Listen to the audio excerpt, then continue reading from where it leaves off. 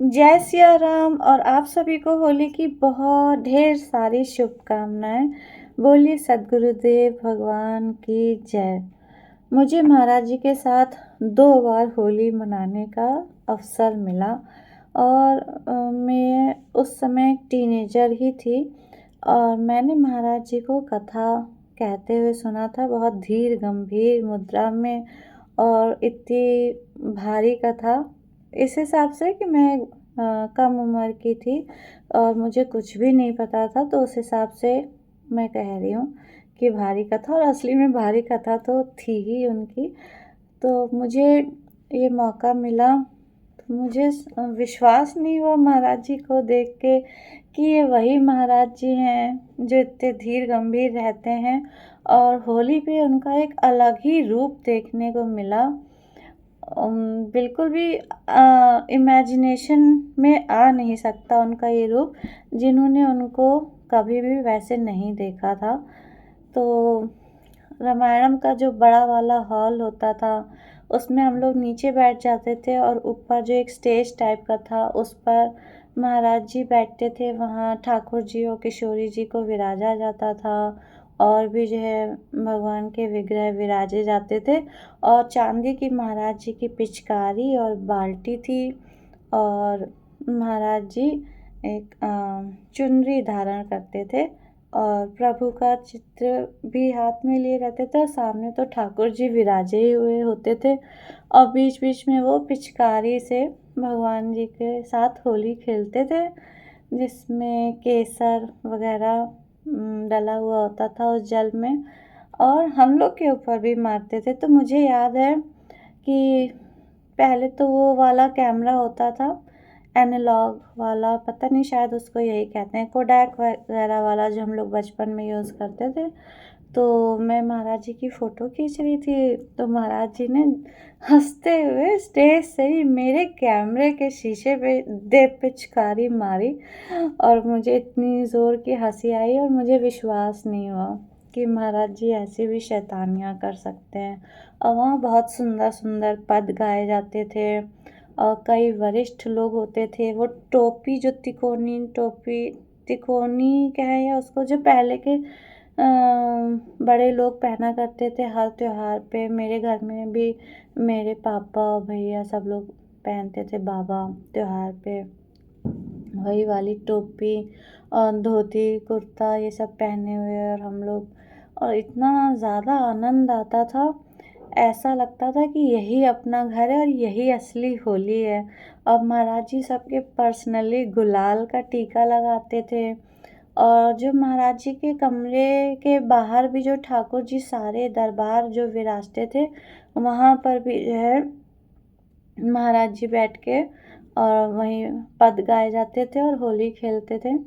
महाराज जी का ऐसा बिल्कुल जैसे डूब जाते थे, जैसे रस बरस रहा होता था, और इतना आनंद ऐसा कभी मिल ही नहीं सकता था। मेरे भी बहुत ही ज़्यादा सुंदर अनुभव महाराज जी के साथ रहे, लेकिन वो मैं सब कुछ शेयर नहीं कर सकती क्योंकि वो सब बहुत पर्सनल होता है। लेकिन ऐसा लगता था यही मेरा असली परिवार है, और आज भी मैं उन पलों को भूल नहीं सकती।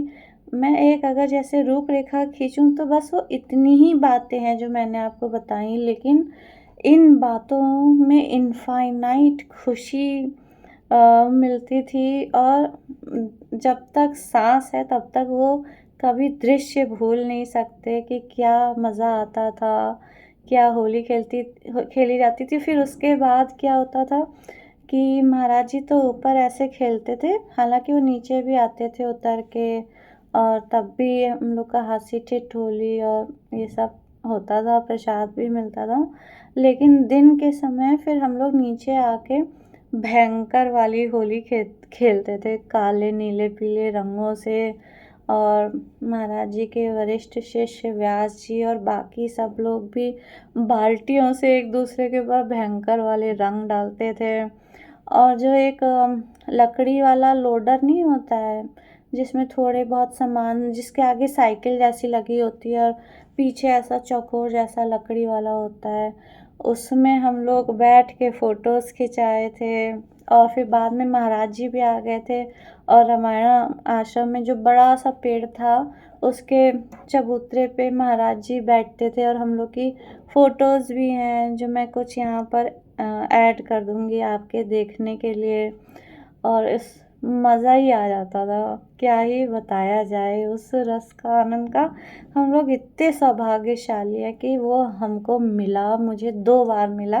मुझे पता है आप में से कई लोगों को बहुत बार मिला होगा, लेकिन मेरे लिए वो 2 बार ही मेरी लाइफ़ की पूरी वो खज़ाना है, मेरी संपत्ति है। जब भी मैं याद करती हूँ स्पेशली होली पे, तो मुझे लगता है जैसे अभी की बात है और अभी भी वही आनंद मुझे मिल रहा है और वैसा आनंद मैं चाहे कैसी भी होली खेल लूँ, किसके साथ भी खेल लूँ, कहीं भी चली जाऊँ, उस होली का कोई मुकाबला नहीं है। और स्पेशली जो महाराज जी के अंदर जो छुपा हुआ रस होता था, वो जैसे निकल निकल के आता था, ओहो! वो बहुत। और उनका जो एक कनेक्शन, मतलब उनका जो एक रिश्ता खुल जाता था ठाकुर जी और किशोरी जी और सारे भगवान जी की तरफ, कैसे वो पिचकारी भर के अपनी जगह से उठ के और ऐसे ऐसे जो है भगवान जी के को भिगोते थे और जैसे मैंने बताया चुनरी धारण करके। मैं बहुत डिटेल में इस चीज़ पर नहीं बोलना चाहती क्योंकि ये कुछ पर्सनल चीज़ है, तो आप थोड़ा सा अपनी इमेजिनेशन का भी प्रयोग करिए। तो वो जो एक भाव से महाराज जी खेलते थे, जो ठाकुर जी को देखते रहते थे, जैसे जो है उनकी जो है मीठी चुहल चल रही हो और भी कुछ चल रहा हो, हम लोग तो शायद उसमें कभी प्रवेश नहीं कर सकते, लेकिन जितना भी दिखता था और जितना भी रस मिलता था, उससे जितनी बुद्धि थी और जितना रस ग्रहण करने की क्षमता थी, वो भी बहुत है। वो हमेशा हमेशा के लिए, हर जन्म के लिए। और मैं एग्जैजरेट नहीं कर रही हूँ, मतलब सच में वो हम लोग को देखने को मिला। और क्या महाराज जी की हंसी होती थी, क्या मजाकबाजी होती थी, हर बात में महाराज जी हंस रहे हैं, रुमाल भी ऐसे करके तौलिया हंस रहे हैं और सबके जो है रंग मार रहे हैं, गुलाल लगा रहे हैं और सब लोग उनके चरणों में बिल्कुल गिरे जा रहे हैं। और ये चरणों में गिरना भी वो रोज़ वाला नहीं होता था, बिल्कुल श्रद्धा वाला। हम लोग भी थोड़ा खुल जाते थे और खूब हंसते खिलखिलाते थे। बहुत आनंद ही आनंद, बिल्कुल जैसे क्या ही बताएं, जैसे नित्य लीला हो रही हो होली की और हम लोग उसमें प्रवेश पा गए बिना पात्रता के, एकदम मुफ्त में। तो होली में ऐसी भाषा होती है, महाराज जी ने भी बोला ही है कि कुछ हम लोग के अंदर जो वैसी भावनाएं होती हैं जो नॉर्मली हम लोग नहीं प्रकट कर सकते हैं, होली या ऐसे त्योहार में एक हम लोग को मौका मिलता है कि उसमें बुरा भी नहीं लगे और हम लोग अपनी अंदर की भावनाओं को बाहर निकाल सकते हैं। उसका कोई बुरा नहीं मानता, बल्कि सब लोग मिलके आनंद लेते हैं। कहना तो मैं और भी बहुत कुछ चाहती हूँ, लेकिन मैं ये नहीं कह रही कि कोई पात्र है या नहीं है, लेकिन मुझे इतनी अकल नहीं है कि क्या चीज़ एकदम पब्लिकली बोलनी चाहिए, क्या नहीं बोलनी चाहिए। और वो महाराज जी से जुड़ी है, इसलिए मुझे विशेष सतर्कता रखनी है। लेकिन कितना मज़ा आता था, होली का गुलाल और महाराज जी और ठाकुर जी और अयोध्या, मतलब और कैसा कॉम्बिनेशन, इससे बेटर कॉम्बिनेशन क्या हो सकता है। तो मेरे को पता है मैं वही बातें रिपीट करी जा रही हूँ, रिपीट करी जा रही हूँ, लेकिन मैं ये बातें करोड़ों बार भी रिपीट करूँ तो भी मेरा मन नहीं भरेगा। और मैं आपके देखने के लिए फ़ोटोज़ ऐड कर रही हूँ, जिससे आप भी उसका आनंद आज भी ले सकते हैं, क्योंकि गुरु नित्य है, प्रभु नित्य है, ये आनंद नित्य है। इसलिए आज भी आप अपनी आंखें बंद करिए और उस दृश्य का आनंद लीजिए और अपने को उसमें जो है महसूस करिए कि आज हो रहा है और आप उसमें शामिल हैं। और यकीन मानिए कि आप भी उस आनंद तक पहुँच सकते हैं। मैं कहती हूँ अगर आप उसके 1 दिन के तक भी पहुँच गए तो भी आपको इतना आनंद मिलेगा जितना उसको नापा नहीं जा सकता, तोला नहीं जा सकता। अद्भुत, अद्वितीय आनंद। होली है, बोलिए कनक बिहारी जू सरकार की जय, कनक बिहारिणी जू सरकार की जय, ठाकुर जी की जय, जनक लली की जय, आज के आनंद की जय, होली की जय। बोलिए सद्गुरुदेव भगवान की जय। जय जय श्री सीताराम, शंकर भगवान की जय, कृष्ण भगवान की जय, हनुमान जी की जय, सबकी जय। हमारी भी जय, आपकी भी जय।